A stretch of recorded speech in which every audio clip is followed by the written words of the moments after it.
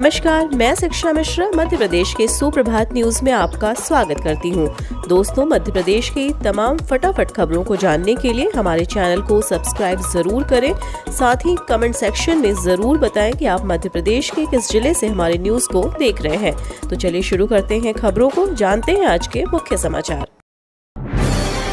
बिजली कंपनी की बड़ी तैयारी, फॉल्ट होने पर शिकायत करने के लिए विकल्प किए जारी। मानसून सीजन के दौरान आंधी, बारिश एवं अन्य व्यवधान के कारण हुए बिजली फॉल्ट की शिकायतें दर्ज कराने के लिए मध्य क्षेत्र विद्युत वितरण कंपनी लिमिटेड द्वारा उपभोक्ताओं को अनेक विकल्प प्रदान किए गए हैं। अब उपभोक्ताओं के पास विद्युत व्यवधान संबंधी शिकायतों को दर्ज करने के लिए कॉल सेंटर के toll free number 1912, WhatsApp number 0755255122, mobile app उपाय अथवा कंपनी की वेबसाइट portal.mpcz.in का विकल्प मौजूद है। उपभोक्ता इन विकल्पों पर से किसी भी एक विकल्प का उपयोग कर अपने विद्युत व्यवधान संबंधी शिकायतें दर्ज कर आसानी से निराकरण कर सकते हैं। मध्य प्रदेश के गेहूं को विदेश में मिली पहचान, रिकॉर्ड तोड़ हुआ निर्यात। इस वर्ष मध्य प्रदेश का गेहूं देश विदेश में प्रसिद्ध हुआ। अप्रैल महीने में गेहूं का रिकॉर्ड तोड़ निर्यात हुआ। निर्यात को बढ़ावा देने से किसानों को फायदा हुआ और उन्हें उपज की अधिक कीमत मिली। देश भर में मध्य प्रदेश गेहूं निर्यात के मामले में पहले स्थान पर रहा। वहीं गेहूं के निर्यात में दूसरे स्थान पर 4,07,612 टन के साथ गुजरात रहा है। प्रधानमंत्री नरेंद्र मोदी ने देश से निर्यात को बढ़ावा देने के लिए राज्यों को प्रोत्साहित किया। प्रदेश के गेहूं को विदेश में पहचान दिलाने के लिए मुख्यमंत्री शिवराज सिंह चौहान ने निर्यात को प्रोत्साहन देने की जो नीति अपनाई थी, उसके परिणाम अब सामने आए हैं। देश से अप्रैल 2022 में कुल 14,72,423 टन गेहूं का निर्यात हुआ। इसमें मध्य प्रदेश ने सर्वाधिक 5,86,423 टन गेहूं निर्यात करके रिकॉर्ड बनाया है। पिछले साल मध्य प्रदेश से कुल निर्यात 2,08,000 टन हुआ था। दरअसल मुख्यमंत्री शिवराज सिंह चौहान ने मध्य प्रदेश के गेहूं की विदेश में पहचान स्थापित करने के लिए कार्य योजना बनाकर काम किया। सीएम शिवराज ने की अमित शाह से मुलाकात, कई मुद्दों पर हुई चर्चा, आमजन को जल्द मिलेगा लाभ। सोमवार को मध्य प्रदेश के मुख्यमंत्री शिवराज सिंह चौहान ने केंद्रीय गृह मंत्री अमित शाह से मुलाकात की। इस दौरान दोनों ने नक्सलवाद समेत कई मुद्दों पर चर्चा की। मीडिया कर्मियों से बातचीत करते समय सीएम शिवराज ने इस बात की जानकारी दी। सीएम शिवराज ने सहयोग के फील्ड में नीति आयोग के साथ व्यापक चर्चा की। इस दौरान सहकारिता के जरिए मुख्यमंत्री ने आय को बढ़ाने की भी चर्चा की। मध्य प्रदेश शासन ने इस क्षेत्र से जुड़ी कई नीतियां बनाई हैं, जिसका एक ड्राफ्ट अमित शाह के पास आज पेश किया गया। इस दौरान सीएम शिवराज ने मध्य प्रदेश में नक्सलवाद से प्रभावित क्षेत्रों की बात भी की, जिसमें बालाघाट, डिंडोरी और मंडला शामिल हैं। सीएम शिवराज के मुताबिक शासन ने नक्सलवाद को रोक रखा है, लेकिन जब महाराष्ट्र और छत्तीसगढ़ में एक्शन लिया जाता है तो प्रदेश में नक्सलवाद सक्रिय होने लगता है। इस समस्या का समाधान करने के लिए सीएम शिवराज ने सीआरपीएफ बटालियन की मांग की है। एमपी की बड़ी उपलब्धि, खेलो इंडिया यूथ गेम्स में जीती ओवरऑल चैंपियन ट्रॉफी। देश के खेल मानचित्र पर मध्य प्रदेश का नाम रोशन करने वाले खिलाड़ियों ने एक बार फिर गौरव बढ़ाया है। मध्य प्रदेश ने खेलो इंडिया यूथ गेम्स में ओवर चैंपियनशिप ट्रॉफी जीतकर प्रदेश का गौरव प्रदान किया है। मुख्यमंत्री शिवराज सिंह चौहान और खेल मंत्री यशोधरा राजे सिंधिया ने खिलाड़ियों को इस उपलब्धि के लिए बधाई दी है। खिलौना घोटाला पर दिग्विजय सिंह का सीएम शिवराज को पत्र। पूर्व मुख्यमंत्री व राज्यसभा सांसद दिग्विजय सिंह ने नीमच जिले में खिलौने की खरीदी में हो रहे भ्रष्टाचार की शासन स्तर से उच्च स्तरीय जांच कराए जाने को लेकर मुख्यमंत्री शिवराज सिंह चौहान को पत्र लिखा।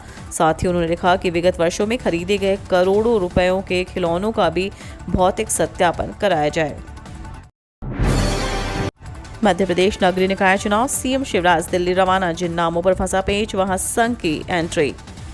मध्य प्रदेश नगरीय निकाय चुनाव में बीजेपी के लिए प्रत्याशियों के नाम घोषणा गले की हड्डी बन गई है।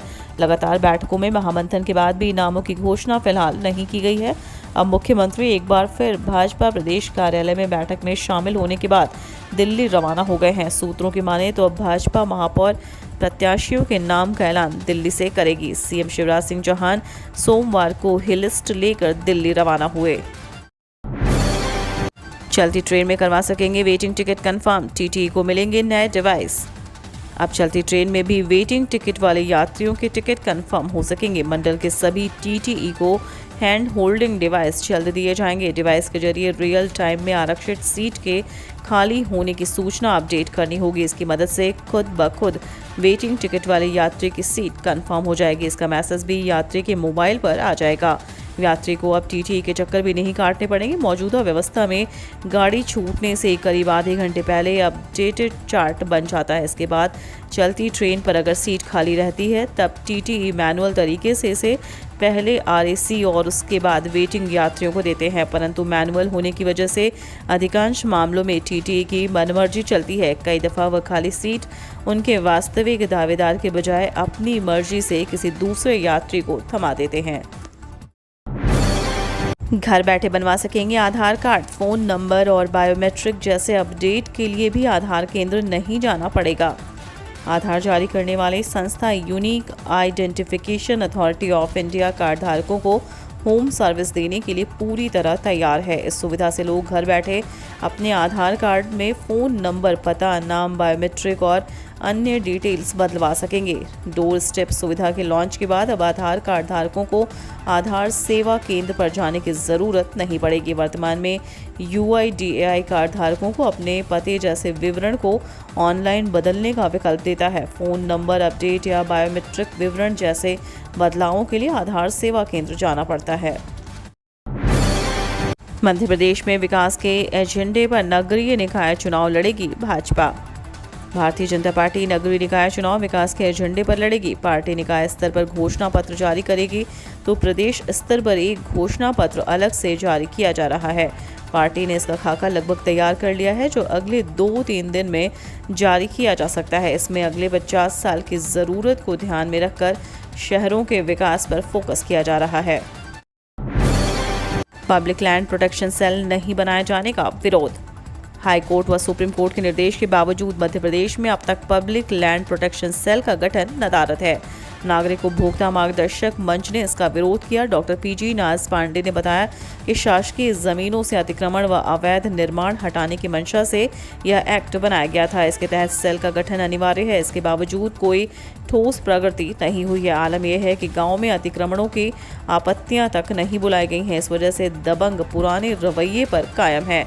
व्यापक जनहित बाधित हो रहा है। सुपर फास्फेट खाद 425 रुपये प्रति बोरी, दामों में 150 रुपये की बढ़ोतरी। DAP का दाम 1200 रुपये फिक्स। आगामी खरीफ फसल की तैयारी कर रहे मध्य प्रदेश के किसानों के लिए अब सुपर खाद के अधिक दाम चुकाने पड़ेंगे। प्रदेश सरकार ने सिंगल सुपर फास्फेट की कीमत में बढ़ोतरी कर दी है। हालांकि किसानों को कुछ हद तक इसमें राहत देने की कोशिश की गई है। इधर DAP के भाव अब फिक्स कर दिए गए हैं। DAP 1200 रुपये से अधिक कीमत पर अब प्रदेश में नहीं बेची जा सकेगी। खरीफ फसलों की बुआई के पहले सिंगल सुपर फास्फेट के 50 किलो की एक बोरी किसानों को अब 425 रुपये में मिलेगी। यह वृद्धि पिछले साल की तुलना में 151 प्रति बोरी की है। हालांकि प्रदेश के किसानों को यह राहत भी प्रदान की गई है कि सहकारी समितियों के पास जो खाद पहले से स्टॉक में है उसे वे पुरानी दर पर ही किसानों को बेचेंगे। महाकालेश्वर मंदिर में अब इस तरह भक्त कर पाएंगे भस्म आरती के दर्शन। आज से ये नई व्यवस्था लागू। विश्व प्रसिद्ध महाकालेश्वर मंदिर में प्रतिदिन सुबह 4 बजे होने वाली भस्म आरती के दर्शन के लिए देश के कोने कोने से श्रद्धालु मंदिर पहुंचते हैं, लेकिन कई बार बहुत सारे भक्तों को बिना दर्शन के ही मायूस लौट जाना पड़ता है। भारी भीड़ और सीमित बुकिंग के कारण कई भक्त भस्म आरती देखने से वंचित रह जाते थे, लेकिन अब मंदिर प्रबंधन ने इसको लेकर नई व्यवस्था लागू की है। महाकाल मंदिर के पुजारी महेश गुरु ने बताया कि यह अभी एक प्रयोग है। यदि ये सफल होता है तो इसे लगातार जारी रखा जाएगा। ऊर्जा मंत्री के गृह जिले में बिजली कनेक्शन काटने का फर्जी मैसेज। MPCCI के पत्र पर अधिकारियों ने की पुलिस में शिकायत। ऊर्जा मंत्री प्रद्युम्न सिंह तोमर के गृह जिले ग्वालियर के बिजली उपभोक्ताओं के मोबाइल पर बिजली की बकाया राशि जमा करने और नहीं करने पर कनेक्शन काटने की चेतावनी का मैसेज पहुंच रहा है। मैसेज की शिकायत सामने आने के बाद ये फर्जी निकला। जब इसकी शिकायत मध्य प्रदेश चैम्बर कॉमर्स ने बिजली कंपनी के अधिकारियों से की तब उनकी नींद खुली। Madhya Pradesh chamber of commerce and industry के मानसेवी सचिव डॉक्टर प्रवीण अग्रवाल के पास जब कुछ उपभोक्ताओं की शिकायत पहुंची तो उन्होंने अपने स्तर पर इसकी पड़ताल की और फिर बिजली कंपनी के आला अधिकारियों को इसके संबंध में पत्र लिखा। प्रदेश में 62 नए पॉजिटिव मिले, एक्टिव केस 364 पहुंचे। कोरोना फिर डराने लगा है। मध्य प्रदेश में बीते दिन 6,564 लोगों की जांचें की गईं, जिसमें 62 नए पॉजिटिव मिले हैं। इनमें 364 एक्टिव केस हैं। मध्य प्रदेश के अलग अलग अस्पताल में 13 मरीज भर्ती हैं, इनमें 2 मरीज ऑक्सीजन सपोर्ट पर हैं। प्रदेश में अब तक 10,43,178 लोग संक्रमित हुए हैं। इनमें से 10,32,076 लोग ठीक हो चुके हैं। कोरोना के कारण अब तक 10,738 लोगों की मौत हो चुकी है। बीते दिन 27 मरीज ठीक हुए हैं। अभी प्रदेश में 364 एक्टिव मरीज हैं। एमपी में हुई पेट्रोल डीजल की किल्लत, प्रदेश में बढ़ी तेल की खपत, जाने सभी शहरों में क्या है आज ईंधन का रेट। मध्य प्रदेश में पेट्रोल और डीजल की खपत अधिक होने से किल्लत होने के आसार नजर आ रहे हैं। पेट्रोल पंप डीलर एसोसिएशन ने राज्य के मुख्य सचिव को पत्र लिखकर इस बात की जानकारी भी दी। दूसरी तरफ आज मध्य प्रदेश में पेट्रोल और डीजल की कीमत स्थिर है, जिससे आम जन को थोड़ी राहत मिली है। प्रदेश में आज पेट्रोल की कीमत 109.63 रुपये प्रति लीटर है और डीजल 94.83 रुपये प्रति लीटर के भाव बिक रहा है। हालांकि अभी कई शहरों में उछाल आया है। इस लिस्ट में अनूपपुर, बड़वानी, बालाघाट, बुरहानपुर, छतरपुर, छिंदवाड़ा, डिंडोरी, गुना, ग्वालियर, खंडवा, मुरैना, पन्ना, रीवा, सतना, सीहोर, शहडोल, शाजापुर, उज्जैन और विदिशा भी शामिल हैं। अनूपपुर, बालाघाट, रीवा और शहडोल में पेट्रोल की कीमत सबसे अधिक देखी गई। यहाँ 1 लीटर पेट्रोल 111 रुपये के आसपास के भाव में बिक रहा है।